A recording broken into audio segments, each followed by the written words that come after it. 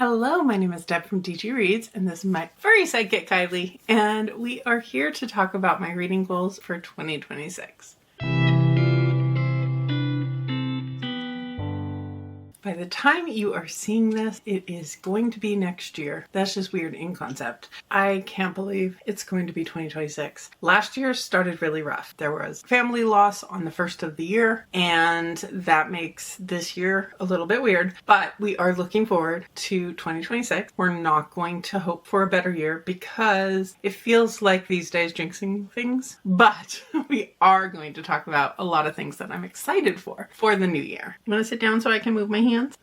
Yeah. Okay. Everybody down. Nope. She's in full cleaning mode. What do you think? Kylie knows she's a main part of my planning for 2026 because she's the center of attention always. Of course. I do also have a new planner. I use this daily to track my pages read, which books I'm focusing on any given day, track how many books I'm hauling and how many books I'm unhauling with an idea of trying to keep those numbers under control. I haven't done the final tally yet for December because I haven't logged my December book mail yet, but it's not looking good for coming out even at the end of the year. So we are going to try to do better about that next year. I've been trying really hard to only request books that I know I'm going to be able to get to only pre-order books that I know I'm going to get to, and to make good use of my library as well, which I do quite regularly, but I still wind up buying more than I can possibly consume. So that is definitely a goal going into the new year. In terms of my Goodreads goal, for the past couple years, I think I've just set it to 365 books. As of filming this, I'm around 535 for this year, so I don't foresee not being able to hit 365 next year. Who knows what the year will bring, but I also don't like setting a number that's too lofty of a goal for me personally because it's not something that I'm going to focus on. I like reading big books. I like reading a lot of pages. I like taking the random day to sit and watch TV and not really get to a lot of reading. So all of that is perfectly fine. In 2025, I said that I had goals to read more short stories, and I did achieve that goal, hitting at least one collection every single month. And I enjoyed myself, but I also found myself on occasion feeling like I had to pick up a collection. And the second I gave myself December off to not prioritize it, I wound up just naturally picking up 2 short story collections and having a pretty great time with at least one of them being a 5-star read.